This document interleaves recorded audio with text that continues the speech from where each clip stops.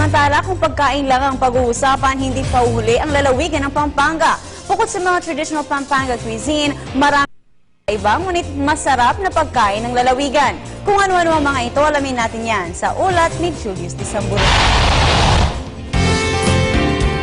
Sa patuloy nating pagbisita sa Angeles City, Pampanga, makikitang punong-puno ito di lamang ng kasaysayan kundi pati ng mga kainan. Bukod sa mga kilalang sisigang na andito, ay may isang bahagi ng syudad na kilala sa tawag na Gastrobelt, kung saan matatagpuan ang hile-hilera ng mga restaurant na may kakaibang sarap.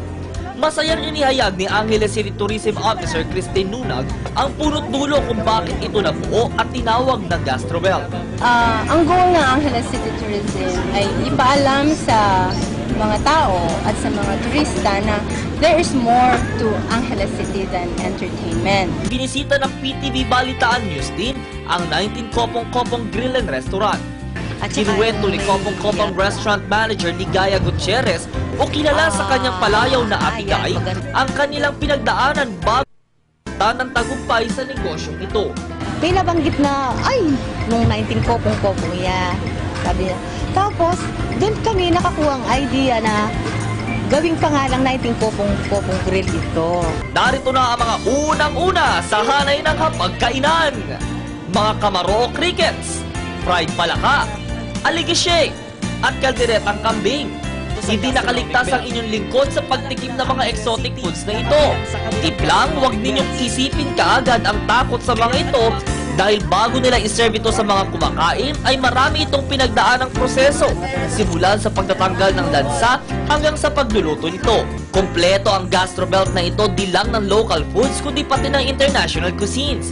Isa dito ang Thailand food sa Pad Thai Restaurant.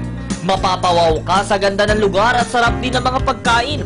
Pang-neutral ito sa mga exotic foods ng Angeles City. I have the tom yum, papaya salad, and the curries. Yun ang popular sa amin.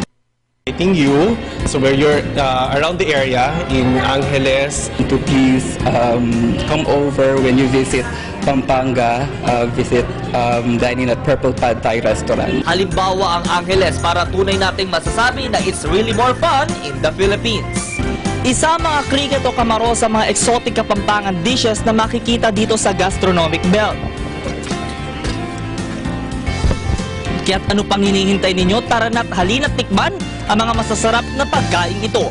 Mula sa Angeles City, Pampanga, para sa Telebisyon ng Bayan, Julius de Samburon.